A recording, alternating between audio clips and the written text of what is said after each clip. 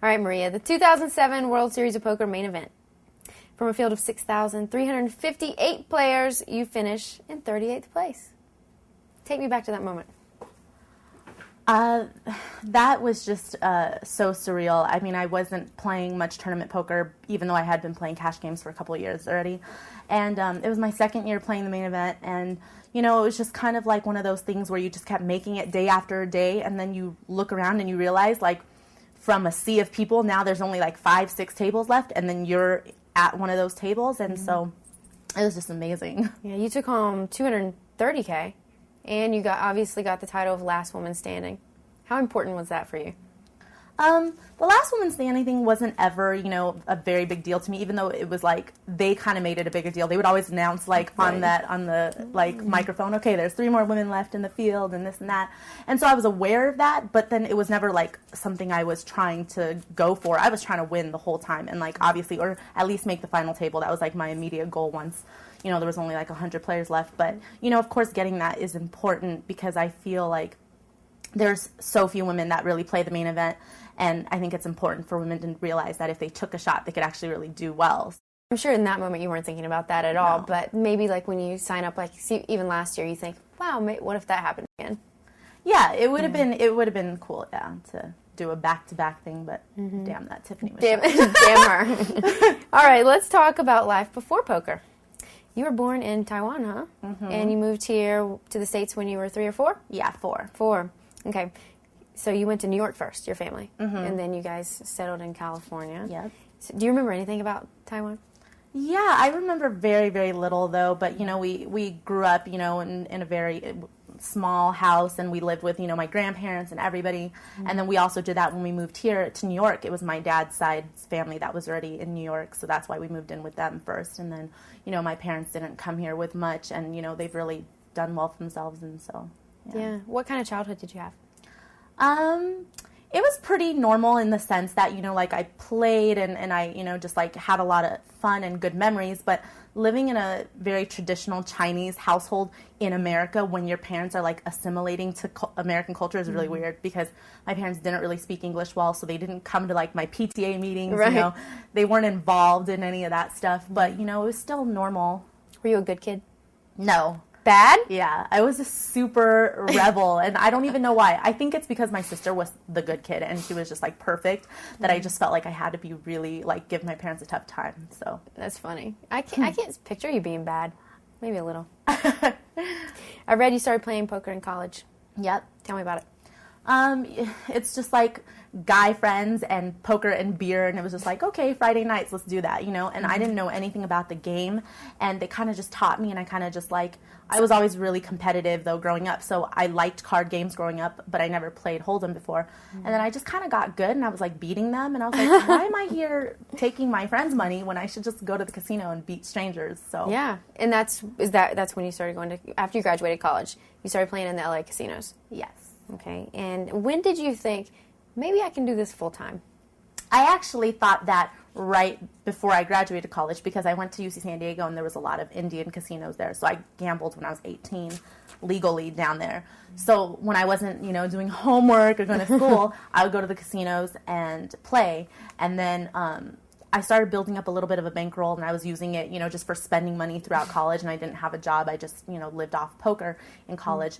And then when I graduated, that's when I kind of thought, this is my chance to do it professionally because I at least had my degree to fall back on, so I felt good about that. So that was when I kind of took the leap. So how did your parents feel? They were pissed. Yeah. They were because I think they didn't understand. Their main gripe was why'd you go to school for 4 years and get a degree if you're not going to use it, especially right after, you're just going to go and do something completely out of left field. And plus, they're really, really conservative, traditional, and so me gambling for a living in their eyes, so to speak, wasn't exactly what they wanted for their daughter, All right, give me a quick rundown of life for Maria Ho, the LA cash game grinder. Yeah, I think a lot of people don't realize that I have played cash games consistently since 2005, and I've pretty much made my living for the past 4.5 years from doing that. I'm not really that much of a tournament player. Yeah. But yeah, I used to go, 6 days a week, and I would stay and play 12, 13, 14 hours, just playing limit Hold'em games too. It wasn't even anything fun, like no limit. It was like limit grinding, limit like 40, 80, limit hold'em games. And now, I play a lot bigger stakes at Commerce, but it's still like, I still feel like I take that so much more seriously. Like, I love tournaments and all that, but, I feel like cash games is where the skill really, really comes into play. So, I'll be there for 12 hours if there's a bad player in the game, and, I take that very, very seriously. I know you're really busy lately. Do you still have time for the cash games? No, not really as of late, but, that's still where my heart is, and I still find a lot of fun playing cash games, and now I've kind of moved into horse cash games. So that's fun. So that's fun. We ask all the cash game players this: why even do tournaments? Why do it? I mean, I think there's the thrill of just like being the last person left, and when you're a competitive person, it's one thing to like win somebody's money in a cash game, but then it's another thing to like knock people out and then, play somebody heads up and then for like everything, so there's so much like glory and all that involved in it. So it's fun for people who are really competitive, I think. Yeah, and I think it helps now that you can get sponsorships and the TV deals and all these things. That probably plays a part. Yeah, like that's that's also a draw to it, but for the most part, I think I'm just really itching to like win a major tournament. Yeah. So, all right, let's jump forward a bit. The two most recent World Series, I've noticed that you've been doing interviews and a little bit of commentating. How'd that come about? Well, it started, I think, in 2008 when I did ESPN 360 commentating. Right. And I really like commentating, and I thought that, it was just an opportunity that came up, and I had a really good time doing it. And then, I'm not really sure how this happened, but in the 2008 final table, I just happened to be there doing commentating on over the radio for Bluff or whatever, and then they asked me to do some bust-out interviews. And I did just 3 of them that year, and it was fun, and I think I did a good job, and I guess I did, because then they asked me to do more of that in 2009 at the World Series. So, but it is hard for poker players to keep schedule and do like a real job. I remember you were telling me that over the series this year. For a long time, you've never had like a time you've had to really do anything besides come to a poker tournament. Yeah, no, it was kind of brutal. And and I had to ask before I went to the bathroom, like, I'm going to go to the bathroom. You don't need me to go do an interview, right? And I was like, what is this? Why am I doing this? I know, it was brutal. Any plans to do it again? Or any kind of poker media? Yeah, I think that it's important to, like, I feel like I want to try my hand at everything in poker. Like, I've been playing for so long, and I kind of, want to get into other aspects of it. But for the most part, I'm still just a poker player first, Right. Okay, we have to talk about it. The Amazing Race. Yes. How did it come about? Well, Tiffany and I, after she was the last one standing in 2008, we kind of talked about, doing something together. And, there's a lot of reality shows out there, but I feel like a lot of them are kind of trashy and a little bit like, it's a little too processed for us, but Amazing Race just seemed like a very pure form of reality television, and it's something that's a team thing that we could do together.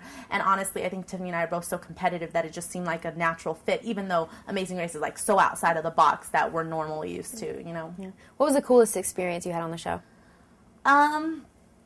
I can't really say that there was just one cool thing. I think the cool thing about it was that every step of the way I was challenged like I've never been challenged before, and I had to do things that I could never imagine myself doing in any other circumstance. So I think that was the coolest part, because you never in life get that opportunity to do that and on a daily basis over a period of time, Yeah. So yeah, it showed. It looked tough. Yeah, it really was so much tougher than I expected. If I had known it was that tough going in, I wouldn't have done it. So. No? Would you do it again? Yes, now I would do it again. But, honestly, it was so much harder than it looks on TV, too. So, yeah. Let's set the record straight. Okay, what was the game? The mallet game or whatever? The game. Mm-hmm. Fair or unfair for females, if you had to say? I would say that I think it's unfair for females. I mean, I don't like to use that word because it just sounds like it's an excuse. But the truth of the matter is okay, that high striker mallet game, that's the thing that you go to carnivals with your boyfriend and you're like, hey, hit that thing for me. And win me that. Exactly. But it's not the kind of thing that, like, a girl would ever even have, like, the opportunity to, like, try to attempt